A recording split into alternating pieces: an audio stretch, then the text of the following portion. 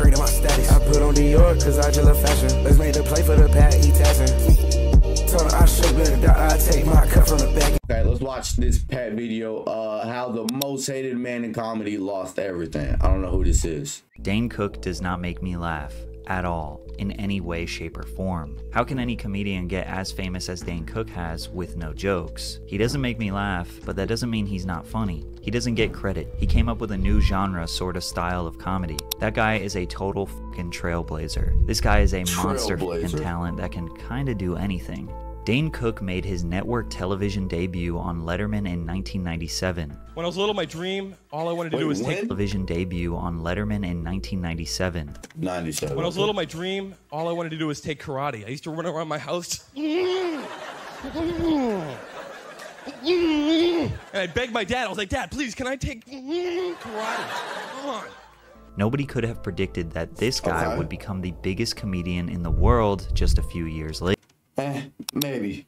Dave Chappelle was around, so. The next day after that Letterman set, Dave noticed a shift in his performances. He trusted himself more movement, more emotion, whatever it took to get laughs. For me, it was tough growing up because I learned everything. I had 5 sisters, okay? I used to wear a tampon just to fit in, okay? Swear to God. Oh no, he's probably the most hated man in comedy.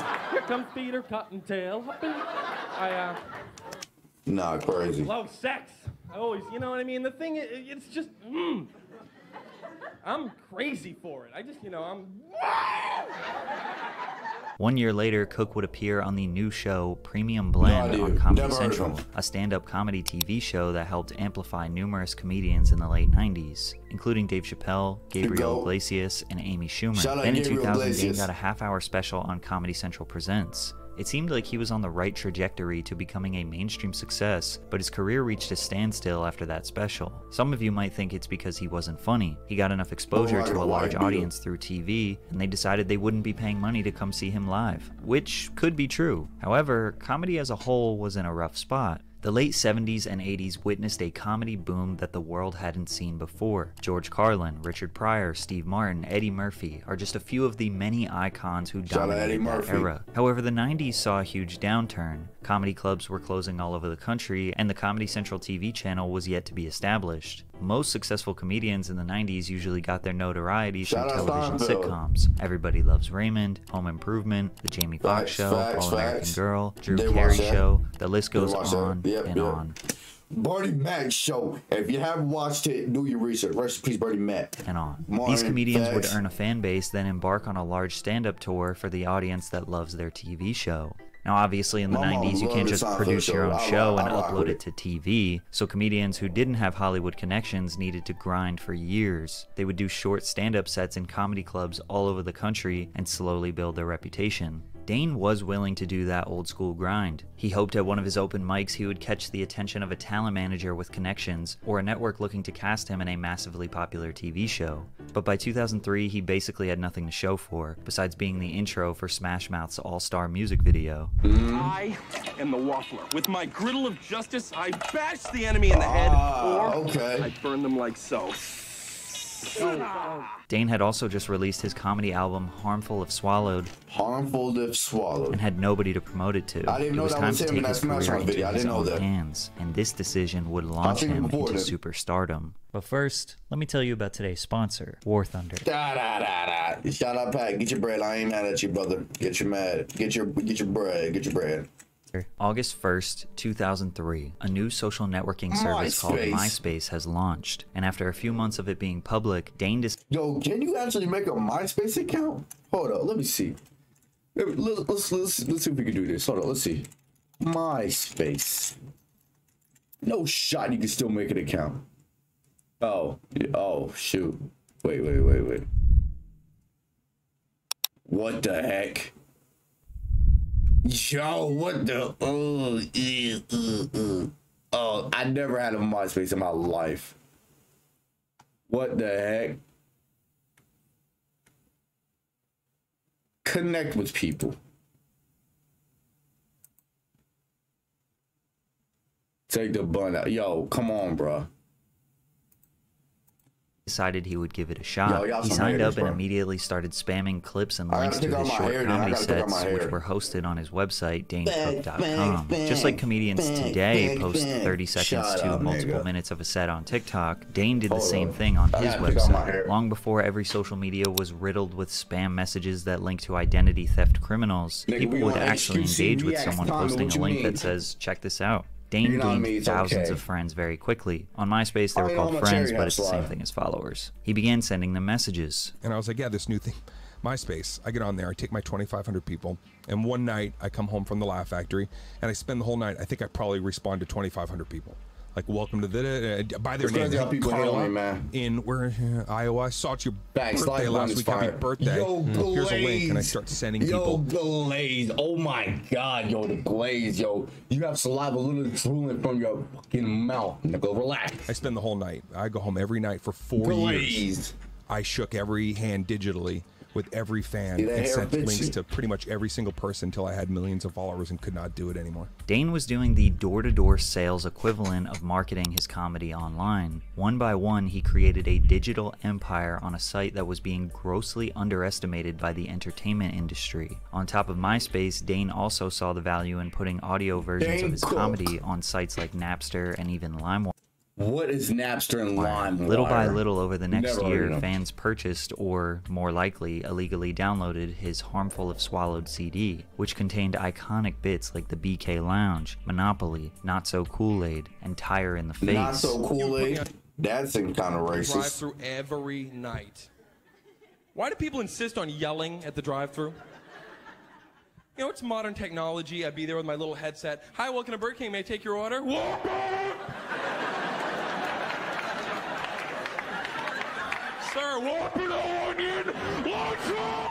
This material is considered by fans to be his best still to this day, and many others still have no idea why people thought it was funny. Dane's humor was very much built around young adults, and since college kids were the vast majority of people using the internet, he was in the right place. He quickly started selling out. Wait. Kids were the vast majority of people. Yo, come on, bro. Dude, put fucking for using the internet, he was in the right place. He quickly started selling out 2,000 to 2,500 seat venues, primarily at colleges in the US. He created a hand sign / logo as a symbol for his fans, reminiscent of Jay-Z's Rock. This was dubbed the Super Finger or Sufi. According to Dane, this is when your middle finger alone does not convey the intensity of your emotion. He got a little bit of mainstream attention too, if you count being the sausage mascot in Mr. 3000. Hey, buddy, come here. Help me out, please. What up, Bernie Mac? Hey, look at go. Hey, can you give me a hand? By 2005, MySpace was the most popular social media site in the world, and Dane was until Facebook came around. The most popular comedian on the site. He had momentum, and he was on the cusp of something big. He set up a 20-date tour and hired a production team to film it, so he would have more content for his social media pages. Tourgasm was initially a webisode that ended up getting purchased. I don't like how he grabbed Doofus to put in a mic. That was kind of insane, though. And turned into a legitimate TV show. During Tourgasm was when Dane realized just how powerful the internet was. He booked a show at Penn State expecting 3,000 fans, but had to get moved to the Bryce Jordan Center because they sold 12,000 tickets. The material he was practicing on this tour was his second comedy album and special, Retaliation. Despite his huge internet following and multiple sold he had a million friends on MySpace. Shows, Dane wasn't respected in the comedy world. A week before I released my he was on Impulsive ID? Second album, Retaliation. A week before. We couldn't get one publication to write about it. Spin, Rolling Stone, like anybody, nobody. All he had was his MySpace fans, and because of them, Dane Cook was about to make history. Where's this at? What store is this at? Is this a GameStop? No shot. July 26th, 2005, Dane officially released his comedy CD album, Retaliation, with Comedy Central Records. 2 weeks later, he was number 4 on the Billboard Hot 200, directly under Now 19, Young Jeezy, and Mariah Carey. It was the most successful comedy album debut since Steve Martin's A Wild and Crazy Guy in 1978, 27 years earlier. The album went 2 times platinum and remained the #1 Billboard comedy album for 49 weeks. Retaliation contained 2 discs of raunchy college humor bits like Bamf, the friend that nobody likes, where he's credited for creating the term Karen that is wildly popular today. Karen is always a douchebag. Wow. Every group has a Karen, and she's always a bag of douche. This is said before, like Karen, like the name Karen got popular too. When she's not around, you just look at each other and go, God, Karen, she's such a douchebag. Until she walks up, and then you're like, hey, what's up, Karen? Other fan favorites like Struck by a Vehicle and The Creepy Guy at Work. Immediately after the South boomed, he started getting recognized by the entertainment whoever this is just needs to let it go. Just let it go. Come on home. Industry. His first gig, a 2-minute set at the MTV VMAs, where he absolutely bombed. We like a little violence in this country. And I know you're like me, you can't deny it. Sometimes when you see somebody walking down the street wearing a Superman t-shirt, you just want to shoot them in the chest. And when they start to bleed, go, I guess not. He appeared on Jay Leno's Late Night Show where he did this. First of all, thank you. But before that, I just want to let you know that I'm a massive fan of yours. And I mean, you're beautiful. You're a talented monster and North Country and just. I mean, I know I'm kissing your ass here, but. Hey. Then on the Jimmy Kimmel Show where he was an absolute madman. Look.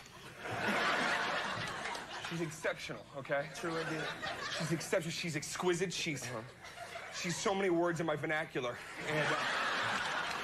And young Jimmy Kimmel. Yes, Tom is making a play for KH. I'll be home soon, Katie.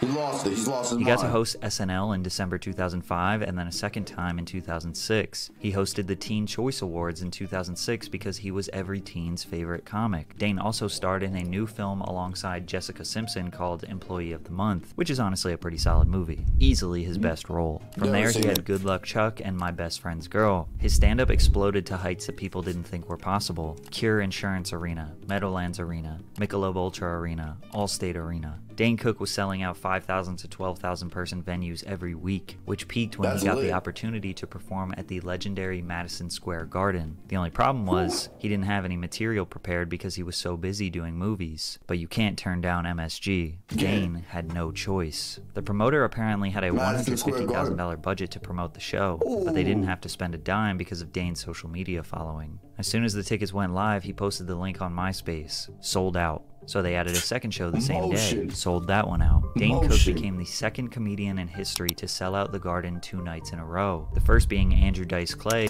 Imagine selling out Madison Square Garden 2 nights in a row. Who was ironically like the Dane Cook of the 90s. Dane hired a small camera crew to film, thinking it was either going to be his best or worst performance in history. He improvised half of the material, rambling, screaming, sound effects, his usual shtick, and he absolutely crushed it. This off-the-cuff performance was released later as his Rough Around the Edges special. Dane was zooming past veteran comics. The industry had never seen someone go from a hack at the Funny Farm to a stadium icon in this short period of time. He simply could not take an L, which is when the hate started rolling in. Rolling Stone published an article, The Joke's on Us. How can any comedian get as famous as Dane Cook has with no jokes? Jim Brewer, a stand-up veteran who hosts a radio show that often interviews comedians, said, "Not one comedian comes on my show and says, 'I'm so happy for him,' which is weird. They can't stand this poor guy." Steven Rosenfield, director of the American Comedy Institute, says Dane is kind of like Perrier water. It's brilliantly bottled, but it's still seltzer. By the way, drink water. Every other day, there was a journalist writing about how much they hated Dane Cook. Family Guy took shots at him. I mean, Family Guy takes shots at everybody. That's just who Family Guy is. Mad TV had a parody skit about him. He became a punching bag in the entertainment world. Now, it's pretty easy to say that people were just jealous of Dane's success, and that could be true. Like a lot of jealousy, a lot of animosity. This is a podcast in an RV. Yo, let's just talk about podcasts for a second. Yo, I'm pretty sure 1 out of every 5 people you meet is going to have a podcast at this point. It's kind of crazy. That I, at a young age, was famous, hanging around with beautiful women, rich. Even Joe Rogan has said the same. I remember when Dane Cook was killing it. There were so many haters, and not just because of all the real reasons to be a hater. I think Joe Rogan isn't Joe Rogan like had the most famous podcast in the world right now, I think? But also just because of his success was so astronomical. I remember people would just fuel thinking about Dane Cook selling out arenas. But it's pretty easy to see major flaws in Dane's comedy. His humor heavily relies on delivery rather than genuinely witty content. Many of his jokes revolve around relatable, everyday experiences such as playing Monopoly and having friends and eating at a fast food restaurant. He exhibits this, you know what I mean, type humor, or simply relatable humor, which is amplified by his sound effects, screaming, and insane body contortions. Now, his sound effects are damn good, and he's a very good storyteller, but often his stories lead nowhere, falling flat and ending with something like, "You're the person nobody likes."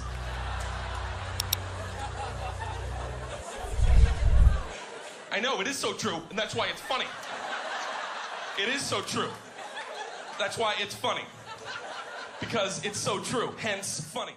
Unlike typical comedians who display brokenness or cynicism, Cook maintains a positive, unassuming lifestyle where dudes think he's the man and girls think he is a heartthrob. But just because he prioritizes showmanship doesn't make him unfunny. Dane didn't even address the hate. At first, he actually liked it. He felt like a comedy supervillain. Plus, he was doing arena after arena filled with tens of thousands of people laughing. He could care less what one journalist or one open mic comic thought. There is one very clear objective to comedy: to make people laugh. Dane was getting laughs and making millions. He was winning. But the reason many people hated him wasn't just because of his— the boy got a Captain America belt on. Let's talk about it. Good looks and success. He was labeled a joke thief, and stealing jokes is a career-ending sin in comedy. Dane's 2005 Retaliation album contained a few jokes that were very similar to Louis C.K.'s 2001 album Live from Houston, Texas. The first accusation of plagiarism comes from a bit they both did when choosing a weird name for their child.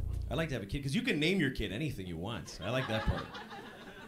I like to give my kid an interesting name, you know? Like a name with no vowels, maybe, you know? It's just like...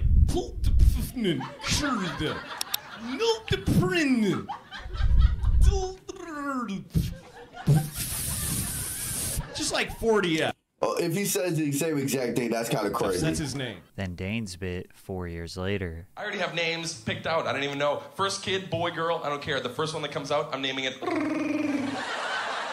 I think it's beautiful. He said, yeah. It's feminine but strong at the same time. Time for bed. I said time for bed. The iconic Steve Martin. Yeah. But you don't know for sure. That's a crazy thing. You don't know for sure. His parents naming their kids. Some people think they were both inspired by the same joke. However, the second accusation was the itchy butthole bit. Like, I was staying in a hotel and the soap was really nasty, and I had an itchy asshole for like a week, and I could have won $1 million. I still would have been going, fuck my asshole! It itches! I don't know if you've ever gotten this. It was about 2:30 in the afternoon. I got the itchiest asshole I've ever gotten. On record. And I keep a record of my itchy assholes. May 14th, 1985, I had a very itchy asshole.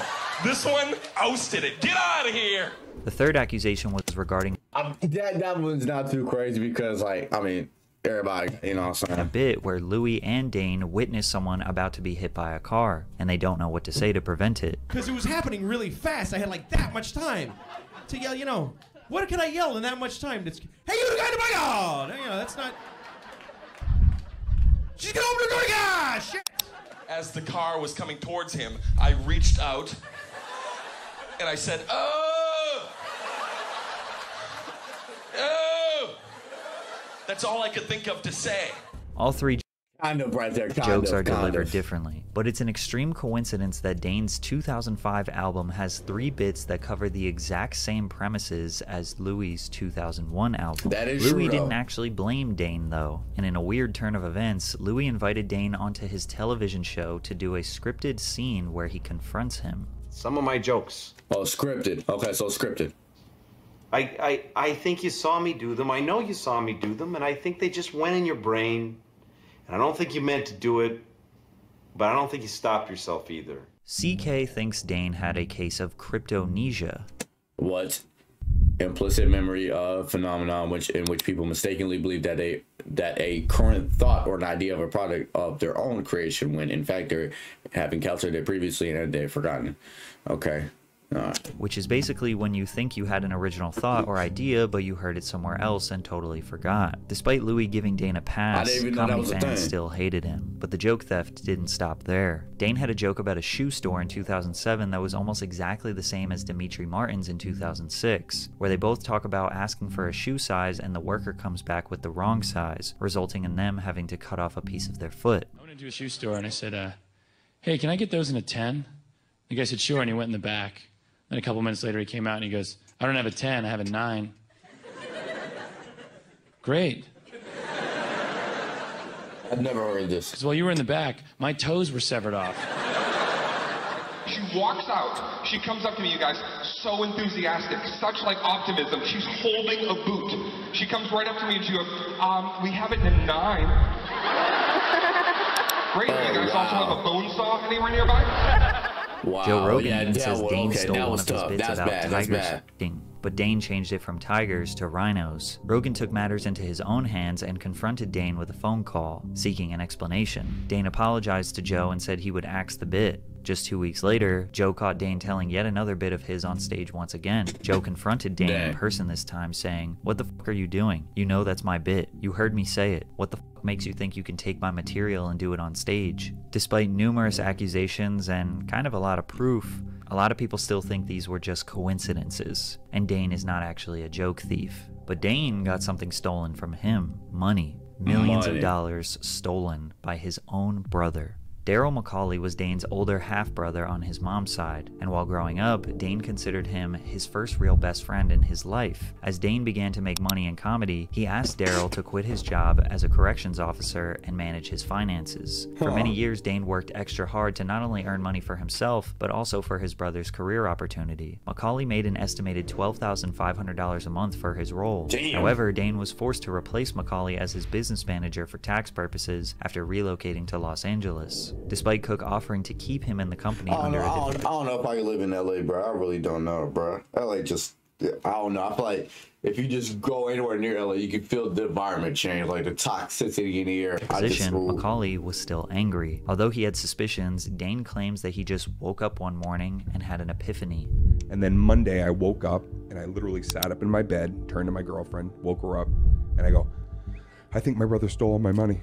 Dane knew he had to pursue legal action, but a piece of him still had love for his brother, which showed in his testimony. He shared with the judge in Massachusetts that Cook believes Daryl could have mental issues stemming from his connection to his birth father, who had his own mental disorders. Cook believes it could be genetic and that Daryl felt entitled to the money. Typically, people who are deemed mentally unstable can get a reduced level of punishment. McCauley pleaded guilty to larceny, embezzlement, and forgery charges. He was ordered to serve 5 years in prison. His wife was sentenced to 2.5 years for her involvement in the scheme, and the court ordered McCauley to repay Cook $12 million.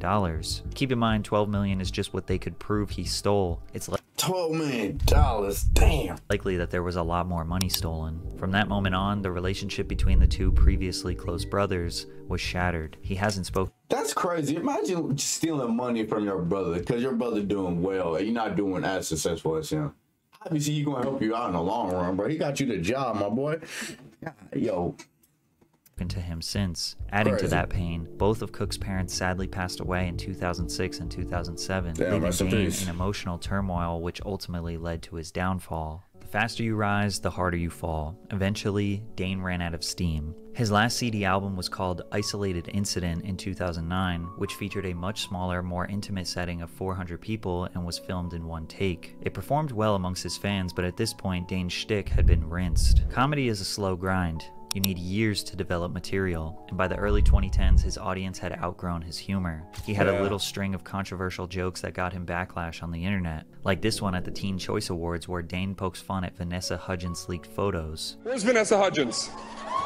Oh, yo, we'll get fine. Yo. Shout out Vanessa Hudgens. Girl, you got to keep your clothes on! And another that was crazy. joke where he made light of the very serious 2012 movie theater shooting in Aurora, Colorado. I'm pretty sure that somebody in that theater about 25 minutes in realizing it was a piece of crap probably was like, oh, fucking shoot me.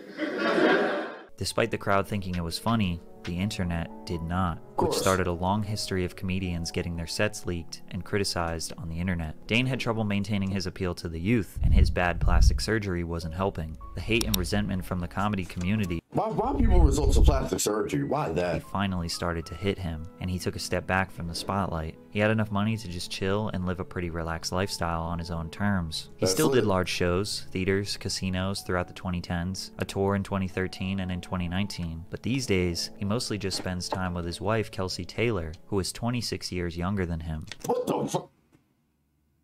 26. A creator by the name of Tracy Morrissey speculated some foul play. Dave and Kelsey made their relationship official in 2017.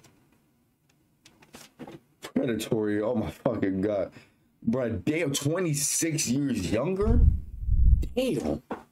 When Kelsey was about 18 and a half years old, Dane says that he met his girlfriend at a game night he hosts at his house. How do you meet a 23-year-old? How do you meet? Where do you meet? I used to host every Friday night for 2 years. I had. I mean, I guess. Don't Keemstar dating a girl that's like 20 years younger than him too? Like a code names or running charades game night at my house, and then I just ended up meeting her through hosting game nights. How long have you been going out? How we been going out? Yeah. Oh no, we've been together 5 years. So now we're engaged after being together 5 years. 18. That's right. Wow. Yeah. Wow. Yeah. Yeah, wow. It's legal. This 2016 photo shows a large mix of people at one of his game nights. These don't look like celebrities. You have people in the comment section. Game night at my casa with way too many cool ass people to tag. Hashtag best of times. Asking if they can be invited. And when you consider how Dane back in his MySpace days was very comfortable reaching out to people one by one, maybe he just invited his fans to his house. This photo in 2016 shows Kelsey at a game night a few weeks before she was 18. Dane was 45. Tracy went on a deep dive and discovered multiple instances of young girls at Dane's game nights. Actress Joey King, who was 16. Emily Lind was 14 in this photo. Emily Robinson, 18. Saxon Charbino was 16. He even posted a photo with the 15-year-old saying, "I saw a screening with my homegirl." The common denominator is that all of these girls would go on to be actresses or aspire to be in the entertainment industry. This obviously had people accusing Dane of grooming young women, and ultimately his wife. Dane hasn't addressed these allegations directly, but he is aware of the backlash. Yeah. Yeah. But people give you hell for that.